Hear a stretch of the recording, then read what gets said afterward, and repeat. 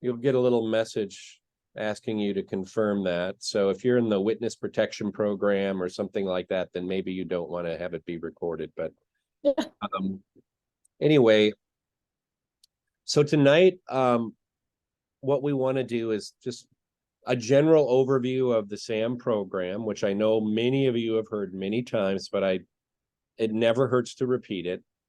And then I want to share some new developments that do impact nearly all SAMs and supervisors and congregations, and then answer any questions that you have. So by way of preface, I just share that we now have 42 actively serving, well, 40 SAMs that are serving and a couple, 2 or 3 that are waiting to be assigned somewhere. And are currently pursuing training of some kind. That's easily the most of any synod in the ELCA. And the reason why that is the case, why we have more than other synods, there's multiple reasons. One is, well, there are a lot of synods that don't have any because their bishops or their polity from the branch of Lutheranism that they came from simply doesn't see that as an even viable possibility. So lots of our synods that are German descent and that came and that are located on the East Coast or down in the South are synods that would not agree that synod authorized ministry is even possible. They would interpret the Augsburg Confession and its Article 7 around doctrine of ministry differently than the rest of the church does. And so some of the guidelines we have around SAMs are a way of acknowledging that we're a big tent in the ELCA and we have people who think differently about this. And so there might be some things that you say, like, why do we have to do that? Some of it is a compromise, frankly, with those other siblings in Christ who just see church differently, right? So we happen to live in a part of the world, as most of us in the Midwest do, most of the synods located in Region 3 and Region 5, the synods in the central part, where the opposite is true. We actually had people, our spiritual forebears, those mostly European descent, mostly Scandinavian Lutherans who came here. Many of them came here because they wanted to get away from bishops and organized Lutheran churches and all of that. And so really saw lay ministry as the best way to do church. And so we have that history and it's very strong here. And then I think the other reason why we have so many here in northwestern Minnesota is because we have been very intentional about making it possible, building a structure of support and training and accountability that makes it possible for us to have the number of SAMs that we have. It's really quite an undertaking. In a way, when it comes to synod authorized ministry, we are doing the work of a candidacy committee and a seminary admissions team and a seminary and a synod all at once. But we are figuring it out as we go along, and you all have been a big part of that, a major part of it, the most important part, and you've all been really great to work with. So thank you. I think there's other reasons, but we don't need to go into them all. But we have a robust synod authorized ministry, and it's going to get more so, I think. I think it's important for you to hear me say that we do not see synod authorized ministry as a stopgap measure. It's not a second class way of doing church. That's not how we see it. In fact, quite the opposite. We see this as a return to the way in which the church did word and sacrament ministry in the New Testament, in the first and second and third centuries of the church's life, when you had someone who was, maybe they had some seminary training, though not likely since seminaries largely didn't exist, but they might have had some university training, but they were more than likely they were formed as a disciple of an apostle or of a descendant of an apostle. So those people would function as bishops. They would oversee house churches, small house churches in a community or in a region. They might oversee 2 or 3 or 4 or 5 at a time.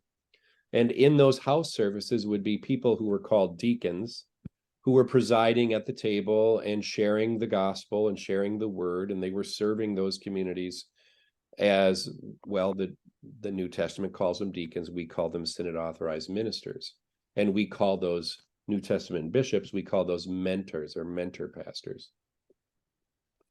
So that's we don't see this as gee, we sure wish we had more pastors so that every single congregation could have a pastor. We see this as a way in which we are living into the church of the 21st century. And in many ways, that church of the 21st century is a reflection of the church of the early church. And I could go on and on about all the other ways in which that's true, but I won't. And so once again, thank you for being part of what I think is a movement into being the church of the 21st century. So I'd like to share just a broad overview as a refresher to you of the program. And then I'm going to share my screen and we're going to wade our way through some documents together, then some forms. And so synod authorized ministry, it primarily arises because there's a site, there's a congregation that has raised their hand and said, we want a synod authorized minister.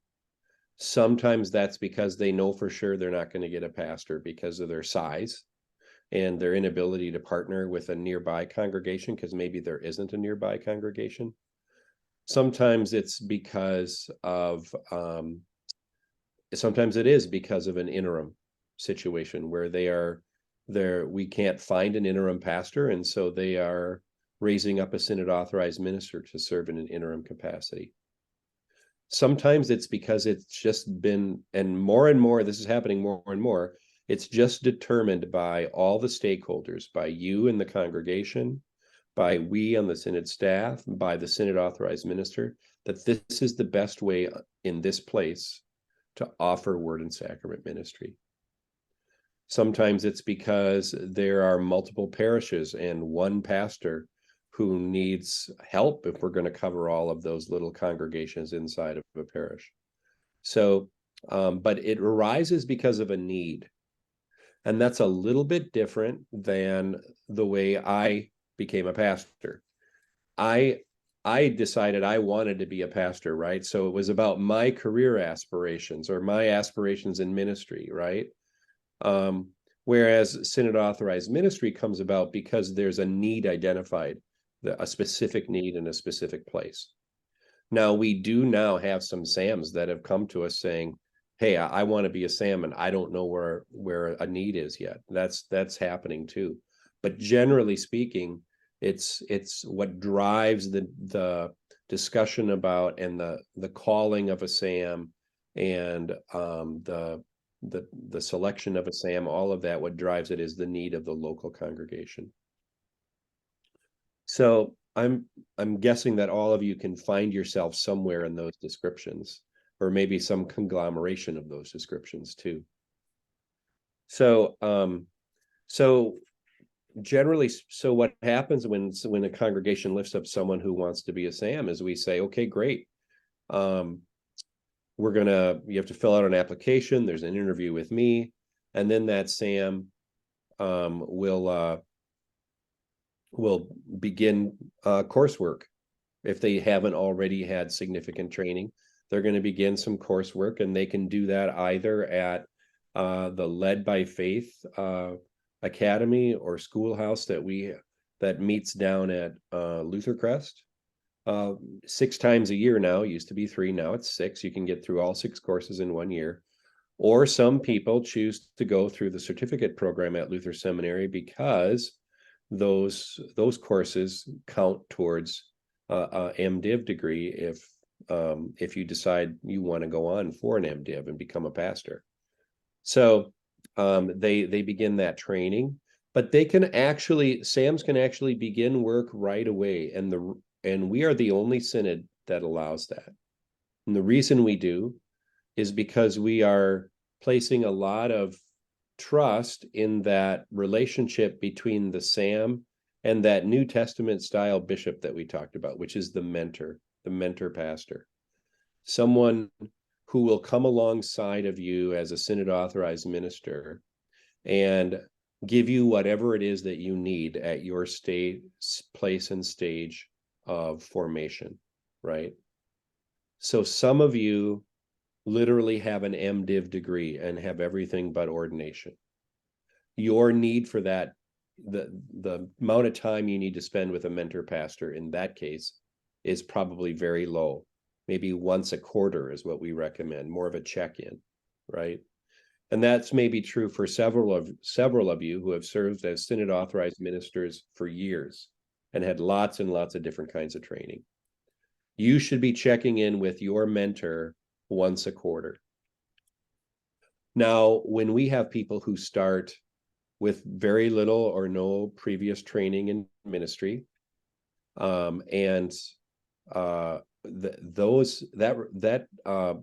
engagement with that mentor pastor can be weekly. And so it can be 1.5 to 2 hours a week. We recommend that mentors be reimbursed at about $75 per contact hour. So that's actual hands-on engagement, not the amount of time that you might take reading over a sermon or preparing, but per contact hour, $75. So in the case of a brand new synod authorized minister, that can be a significant expense for that, usually for the whole first year. You're talking about maybe $5,000 to $6,000 a year, or for the first year anyway, for that congregation to pay for the engagement of that mentor pastor. This isn't new, but it's a new emphasis of ours in that we're understanding that that's more and more important with brand new synod authorized ministers. And so that sounds like a lot of money, and it is, but I want to point out that even with that and the other costs associated with synod authorized ministry, like the cost of the courses, which is the responsibility of the congregation, it's still in every case significantly less expensive than if you were to try to have a pastor in that role. And so I think it's still a good deal. Let's just put it that way, to speak crassly, for the congregation, even in that first year where expenses of mentorship are very high. So, you have one of our synod staff will sit down with a brand new SAM and their mentor and think through what sorts of engagement are you going to need with your mentor, how often. And as I said, with those new synod authorized ministers, it's usually weekly. And then, what's that going to cost? And let's approach the council and let them know about that. Once that's done, then we're ready to create a covenant, formerly known as a contract, but a covenant between the SAM and the congregation receiving the ministry of that SAM. And that covenant is for 1 year, and it specifies how many hours they'll work, what the responsibilities will be, what the compensation will be, all of that. All of those are for 1 year and 1 year only. And they can be renewed. But at the end of that year, there needs to be a review. And it's a review of the SAM's ministry and of what are the growth areas, what are the strengths, and what are we looking for from the SAM for next year. And involved in that review are the synod authorized ministers themselves, and of course, and the supervisor, which is usually the synod council, but it can be a pastor of the parish if they're in a parish that has a pastor. So the council, the SAM, and also the mentor sit down together, and there's a form that guides you through the review and conducts this review. And then last but not least, we want to have a conversation with you And we're going to ask you, how's it going? And what about seminary? You are doing word and sacrament ministry. You seem to have a sense of call to it. It's why not uh, pursue that call even further? And we talk about that, the ways that might be possible. And sometimes the answer we get is, well, I'm at my age, it's just not realistic. But more and more often now, we're having people say, yep, that's something I really want to do. And we just entranced 4 synod authorized ministers into candidacy to become ordained ministers recently. And we expect that trend to continue. Sometimes the answer is, I still think I want to go into seminary, but not yet. And that's okay. So if we all look each other in the eye at the end of that review and that discernment conversation, then we decide, are we going to sign up for another year? And if we do, then there's an addendum to that original covenant that we fill out. Then the process repeats itself for a year later. Now, there are exceptions to some of this. If you're already a rostered minister, like a deacon, you may not have the same requirements around annual reviews and all of those things. If you are, and once again, if you are someone that brings a lot of training or a lot of experience, we're talking years now, your engagement with your mentor pastor may be way less. So the responsibility of the supervisor, which is most of you here tonight are either a SAM or you represent the supervisory role as a council member or as a pastor. Your responsibility is exactly the same as it would be for a church council or a congregation council, and how they work with their pastor, right? And that's spelled out in the Constitution. And that's involved, creating expectations, offering feedback, providing support, all of those same things that are normally a part of any supervisory relationship. And that's different, of course, from the mentor. The mentor is there to actually help you with the day-to-day tasks of ministry. You're preaching, you're presiding, you're serving in other ways. So that's the big overview of SAM. And I'm going to pause to see if you have questions. And then we'll move on and I'll show you some documents and where to find them. Phil? Yeah, I'm wondering about Portico with SAMs. And so as part of the financing for SAM, is Portico part of the financing?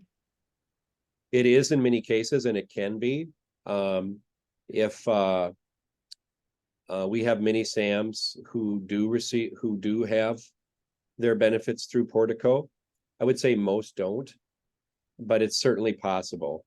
It's entirely negotiable between we're not subject to any rules with Portico like we would be if they were an ordained pastor or deacon. But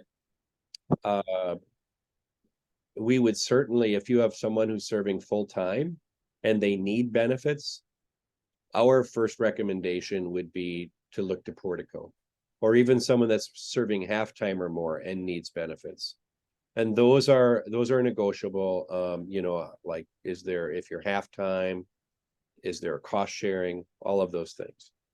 So hopefully that answers your question, Phil. And my guess is that as we move, I would not be surprised if next year or the year after you see some pretty active engagement on the part of Portico with where SAMs are concerned, and some guidance from Portico, though that hasn't happened yet.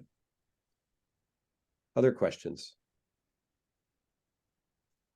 Portico is just like a insurance provider or whatever? Right. Portico is the benefit program of the ELCA, and they provide health, pension, life insurance, and disability insurance, all those things. Most of our synod authorized ministers are bivocational, and have health care from another source. A lot of our pastors do too. And that can be a big benefit to the congregation because healthcare is expensive. Pastor Al, you had a question? Yeah, I'm going to play the lawyer. I'm going to ask a question I think I know the answer to. Bishop Bill, you said you talked about annual review. That's obviously local, but then you said and then have a conversation with us. I think you meant the Senate staff or the SAM committee, right? Me, yeah, me Yeah, okay. primarily, or my designee, which would likely be Synod staff. Okay. So Pastor Al also serves on a SAM committee, which we're kind of figuring out a proper role for that committee. And that's kind of the last, I see it as sort of the last piece of the puzzle. And just to let you know, Al, and those of you others who might be on that committee, which is taking a hiatus now after working together for a couple years, and it's like, okay, I think that the best role for that SAM committee is going to be advisory around policy and procedures, what's working, what's not, what should be changed, those kinds of things. More to come on that, though. Other questions? And if I may not see you raising your hand, so feel free to just jump right in. Okay. Bishop Bill, I have a question. Yes. I'm going to speak for my counsel who's on right now. I was asked, so I started my contract in May of this year, but with budgeting, they're wondering if that can be renewed early or if their covenant can be changed early, like in January for budgeting. What's sure the best can. way? Okay. You can get it on, if you want to change the timing and just do an early review in order to get it to align with your fiscal year, we don't have any problem with that. Okay. Sounds good. So, what to do with all those forms? We're going to talk about forms pretty soon, but so I'm going to tell you more than once what to do with those, but you send them to Joan Muehlebrook. Joan, where are you? Are you there? I think you are. Right here, Yep. waving my hand for those that can see me. Yeah.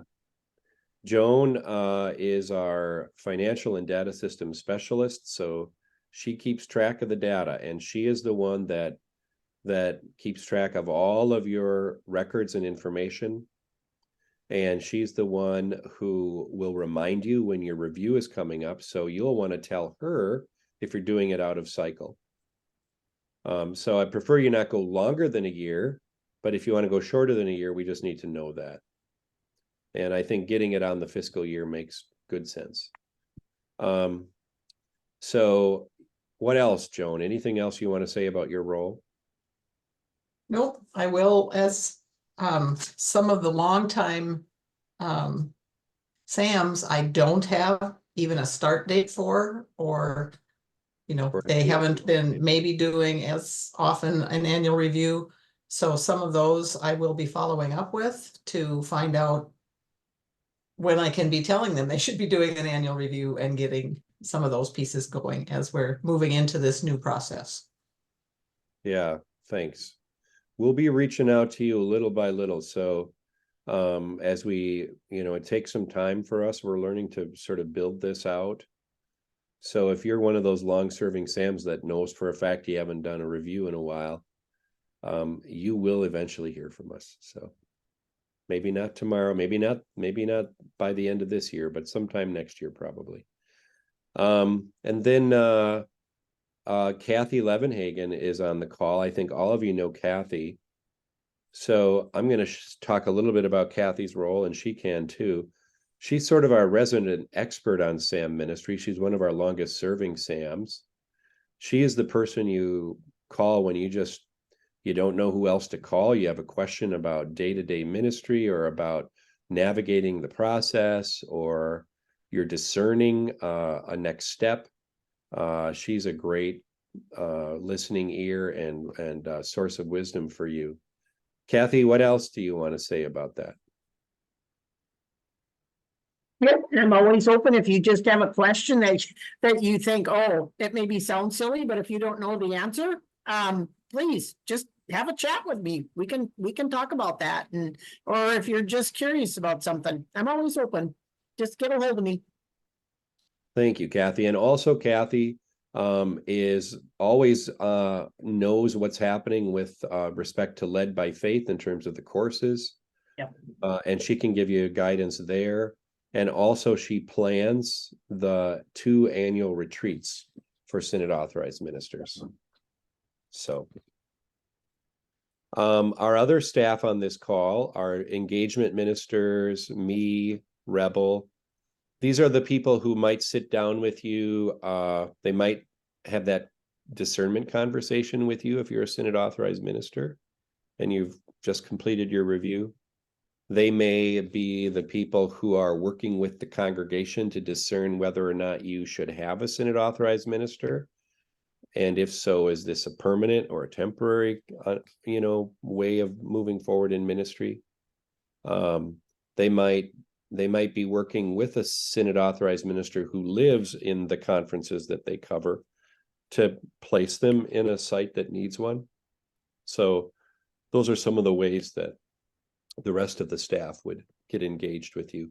They might sit with a congregation, as many of them have recently, as they craft that covenant form, that covenant relationship between the SAM and the congregation.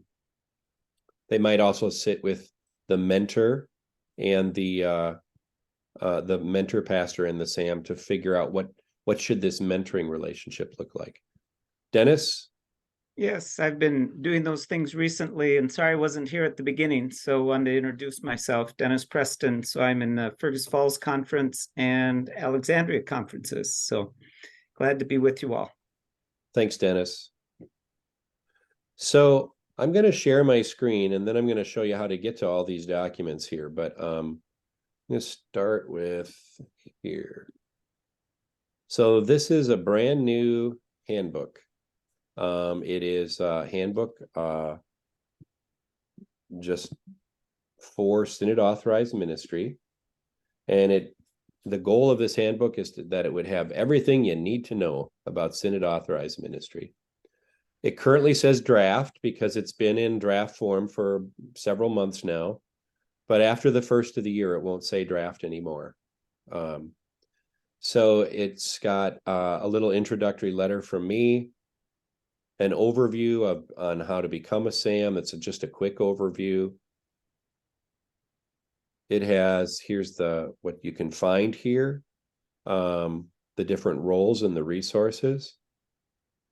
So this document is best used as a digital document because it's hyperlinked, and all the forms and everything you need are actually in this document with some description. So this is a good one for you to have, and we'll get this out to you. So here we have the requirements. Here's where, like, you have the description of all the documents and what they're for. So the application, a nomination form by a pastor or congregation, or the SAM mentor agreement, the covenant that we spoke about. There's a celebration of SAM ministry, which is what that is a way for you to mark the beginning and if you wish, the annual renewal of your Synod authorized minister's ministry. Just so you know, we are going to do a formal installation or a formal commissioning of all the Synod authorized ministers in the Synod at our Synod assembly. Some of you have had a commissioning, not very many of you, but some of you have. We would love for you to be there at Synod assembly anyway, for your commissioning. We're going to do everybody this year, and then in future years, we'll just do the new Synod authorized ministers. So here are the resources here for the annual review process. You've got the annual review itself, the addendum that is added to that once the review is done, then that's just added to the covenant. So you understand you're doing another year and maybe there's some slight changes. The SAM mentor agreement is completed again if necessary. So there's a section for the congregation and the congregation requirements. Oh, by the way, there are compensation guidelines for Synod authorized ministers on our website, and that's linked here and elsewhere. We'll go over that. Here's all the congregational requirements. This outlines some of the costs you'll have. The training, which is around 12, can be as much as $1,200 a year. The mentor, which can be costly in the first year and less costly in subsequent years. Here's a example of a budget.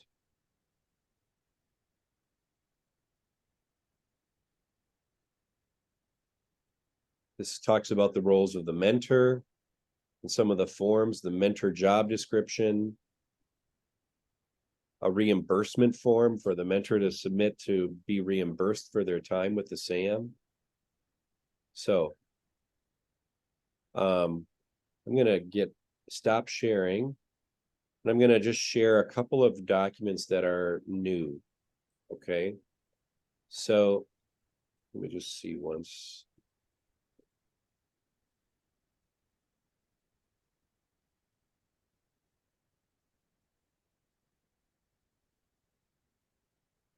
All right. So this is the form that we use to craft that relationship between the SAM and the mentor. So this form begins with, what the Senate authorized minister's name and the mentor, and then sort of describes how we see the first 6 months. We really see that SAMs who do not have prior training or prior experience probably are going to need a weekly engagement with their mentor. That may get to be a little less in the next 6 months. It may not. That's the choice of the SAM and the mentor. And the congregation has some say in that too, but really it should be driven by the needs of that SAM. The second year, again, it probably drops down to maybe a once a month engagement instead of weekly. And then by year 3, it may be as little as quarterly or as needed. So here we talk a little bit about compensation. We're talking about $75 per contact hour, which is the time actually spent meeting with the SAM. So here we go through and we talk about, what time frame are we talking about? Is this for 6 months? Is it for a year? Is it for, and what are the exact months? Is this for January through June? What time frame? And then we just sort of check off what level of years of experience the SAM has, what training they've had, whether they have had none, or they completed 1 or more courses, or they completed all 6 of the core courses, or have even more than that, or they possess a degree in theology, all those things. And then we list out some of the tasks that are going to be expected of the SAM. Some SAMs don't preside at communion. They just preach. Some SAMs don't do funerals or weddings. They just fill in on Sundays. Some do everything that a pastor would do serving in a congregation. So we just identify what is that going to look like. And then we take that list that we generated here of the things they're going to do, and we start going here, and we might say, okay, preaching. How often is that going to be? Okay, maybe it's going to be every Sunday, so 4 times a month. And what kind of preparation or help are they going to need from the mentor for that? Initially, it might be weekly preparation they might need help with. And then how many hours is that going to be? Well, that might be 4 to 5 hours per month. And then we just go down and we do that for each item of ministry that the person's going to be involved in. For some cases, it might just be one time, like maybe it's a wedding. They're going to be expected to do weddings. How often? Well, maybe that's going to be 2 or 3 times a year. And then preparation might be just sort of coaching through one wedding. Might be, or it could be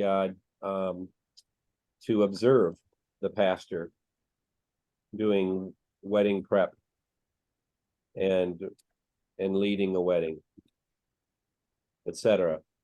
How many hours? It might just be, if it's a per month, and it might be way less than an hour per month. It might be just 2 to 3 hours for the year. So the form helps us sort of figure out how much time are these folks going to need to be together for this specified time period? And what do we think roughly that's going to cost so the congregation can budget for it? And this is where we fill out those things. And then Sam and the mentor signs it, and so does a member of the Synod staff signs off, because we actually sit down with you and help you figure this out. So I'm going to pause there. Any questions about that?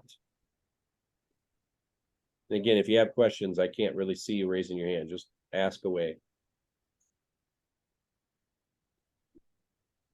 Okay, I'm going to show you another form here.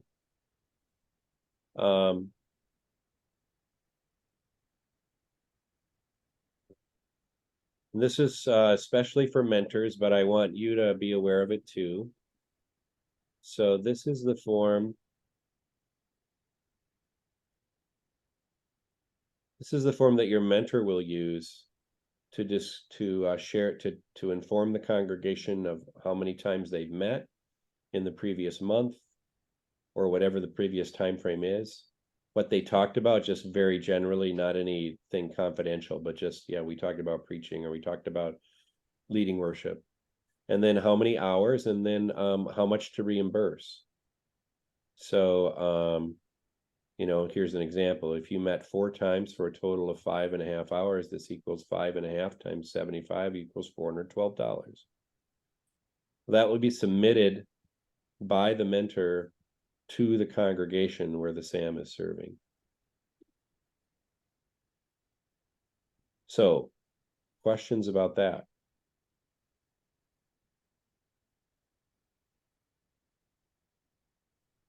Seeing none, I'm going to show you another form that's important. We're going to make sure you get eyes on that annual review form.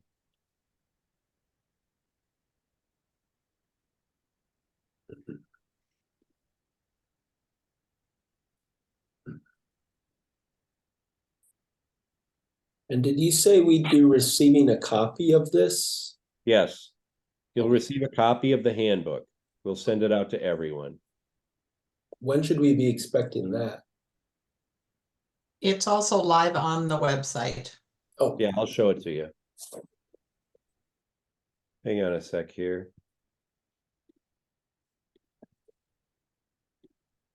So here's the new, it's no longer a contract, it's a covenant of licensure. And it's in some ways the same, but also has some details that are important for the ways in which we are doing Synod authorized ministry today. For example, item M here on page 2, an agreement to accept the mentorship of a particular pastor, and we name that pastor here. Some of the things that the SAM will give special attention to.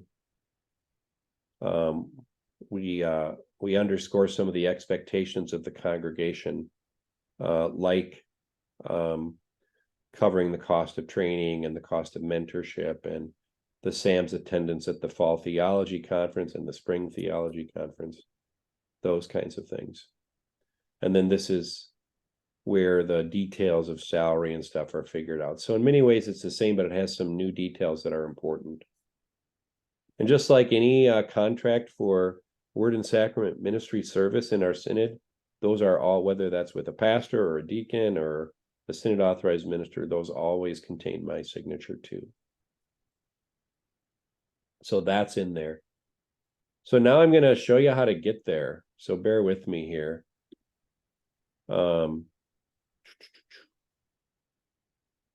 Let's see. Oh, it's not. Give me a second.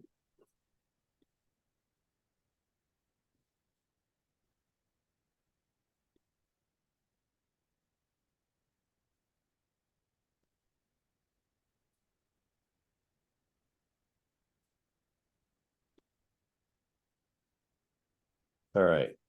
So here we go.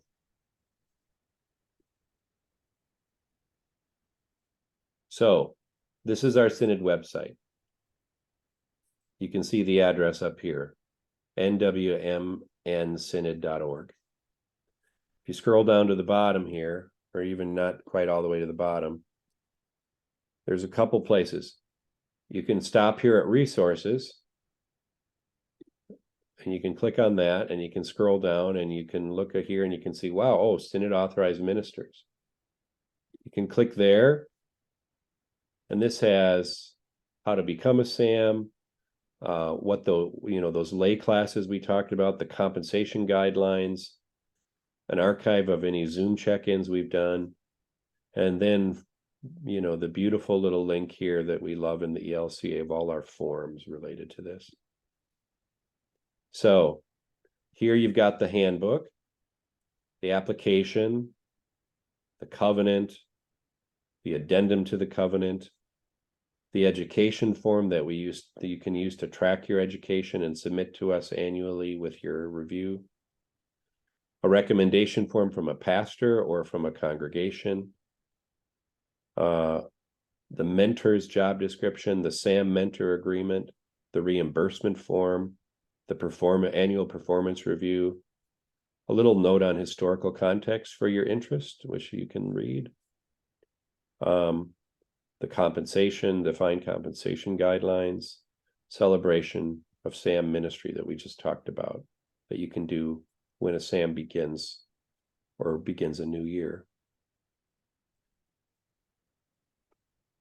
So that's one way to get there. I'm going to show you another.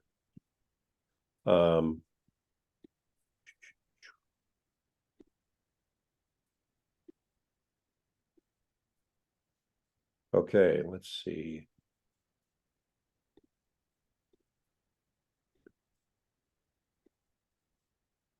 Here we go. So we're back at our Synod website here. And if you want, like we were just at the resources page, and that all the documents are under one link called SAM resources. You can also go here to transitions, and it's got call process, SAM process, transitions. Obviously, we're talking about SAM process here. And then depending on who you are you a SAM? Are you the congregation receiving the ministry of the SAM? Are you a mentor? That'll dictate which link you might want to click on. Now, all the same forms, they're just organized for you. So here we are on the SAM page, and there's a link for you if you're just new and you're becoming a SAM. There's also a link for current SAMs. Since all of you are current or very nearly current, let's try that. Every single one of these links has the handbook at the top.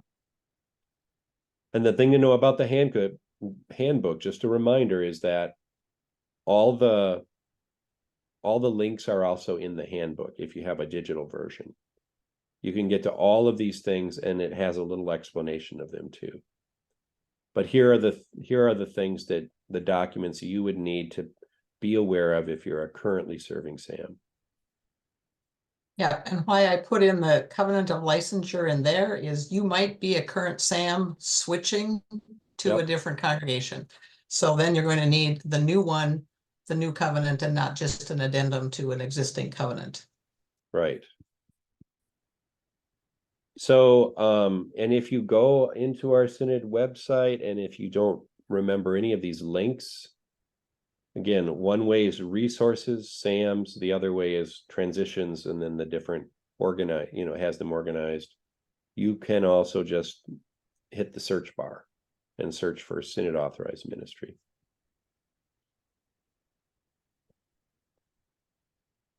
All right. We've used a whole hour. That went by fast. Lisa did for me.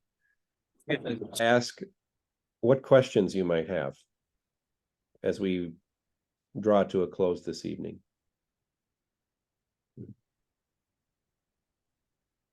Bishop Bill. Go ahead, Brett. Why don't you go?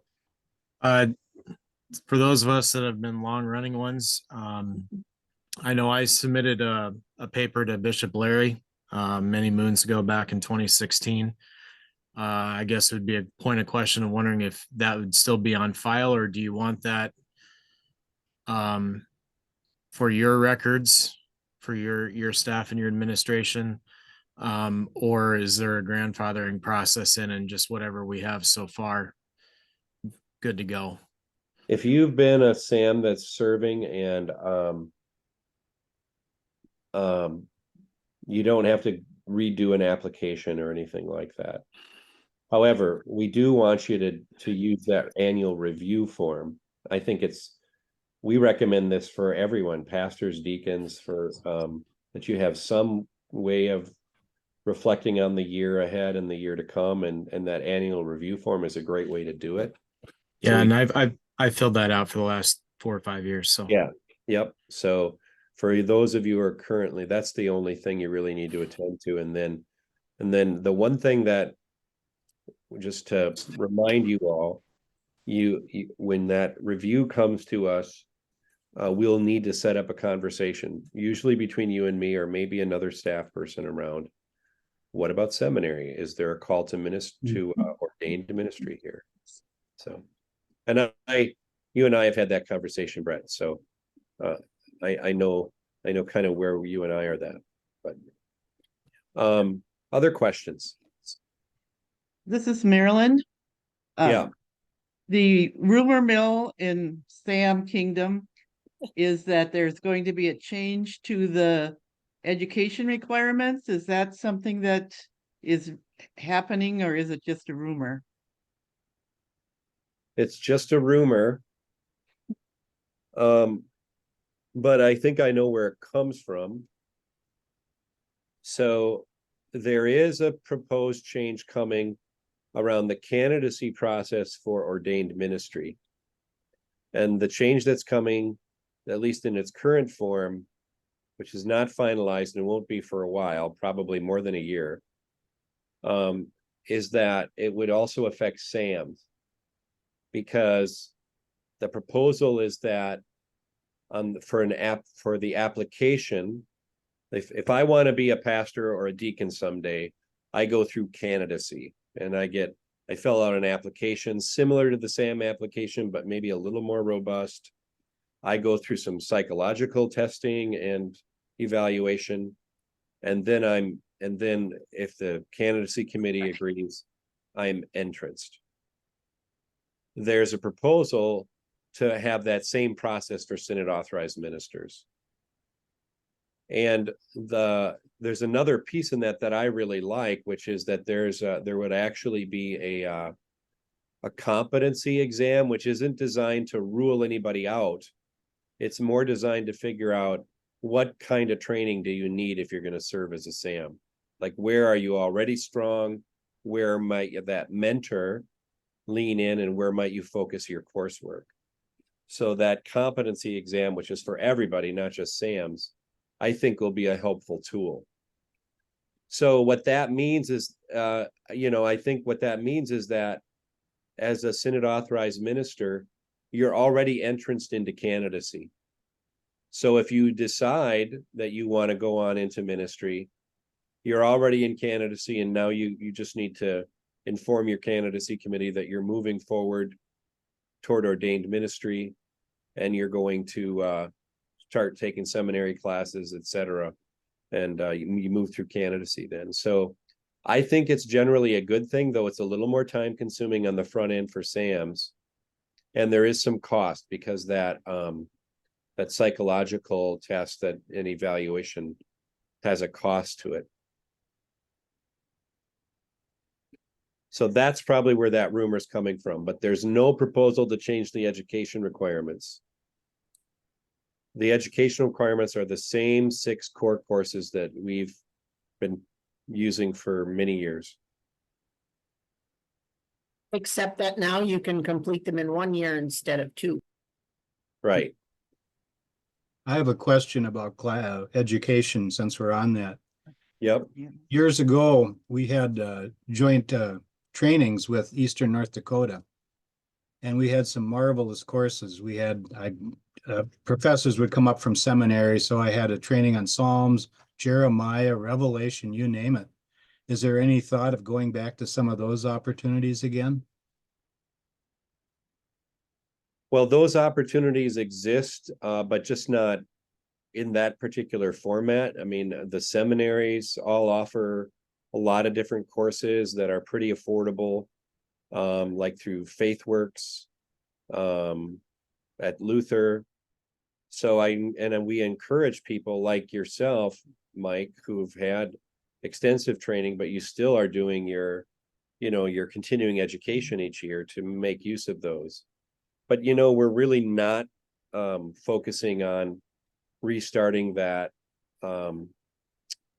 program with Eastern North Dakota. We had thought that we might continue that, where the purpose of that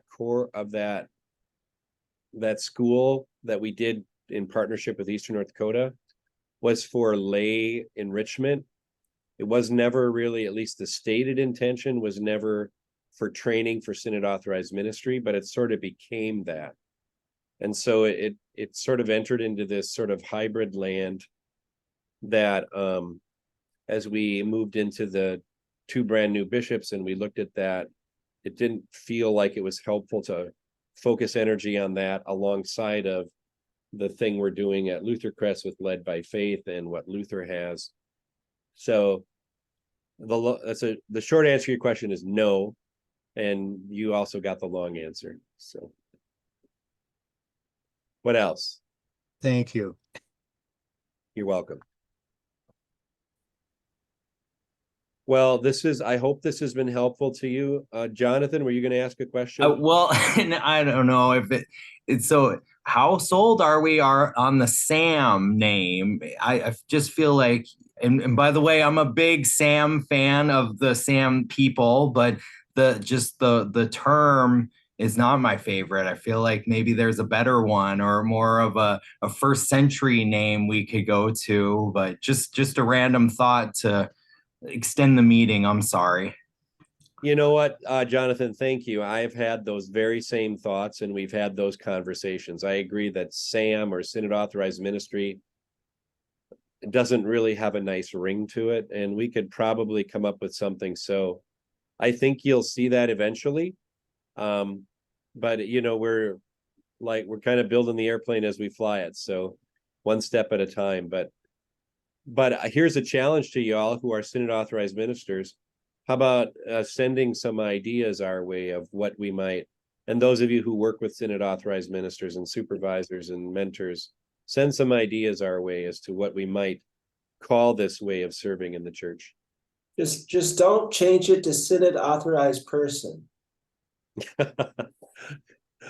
No worries there. All right. Well, thank you, everyone. I'm grateful for all of you. And I'm going to surprise Rebel by asking her to close us in prayer.